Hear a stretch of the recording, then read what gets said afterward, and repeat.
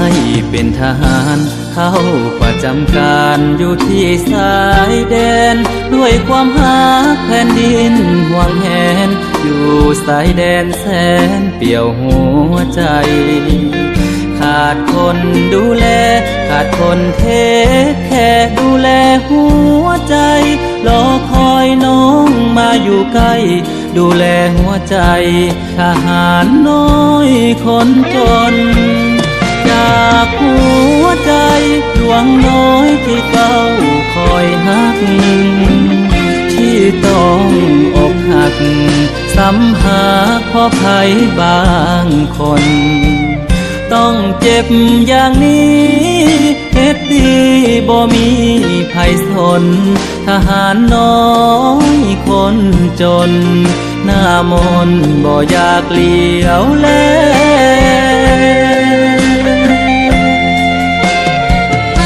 ลำบากเพียงใดเกิดเป็นผู้สายสายชาติทหารด้วยศักดิ์ศรีอุดมการณ์ขอฮับใส่ศาสตร์สิ้นลมหายใจเมื่อยกายบ่ท้อขอเพียงมีน้องซ้ำไว้ขอเป็นตัวแทนทหารน้อยใหญ่โปรดจงเห็นใจทหารน้อยคนจน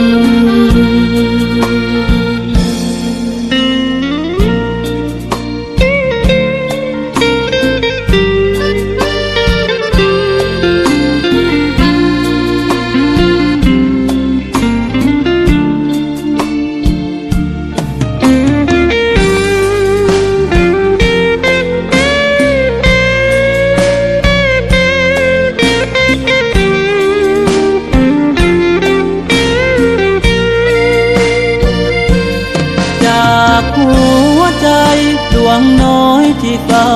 คอยหักที่ต้องอกหักซ้ำหาเพราะภัยบางคนต้องเจ็บอย่างนี้เฮ็ดดีบ่มีภัยสนทหารน้อยคนจนหน้ามนบ่อยากเลี้ยวแล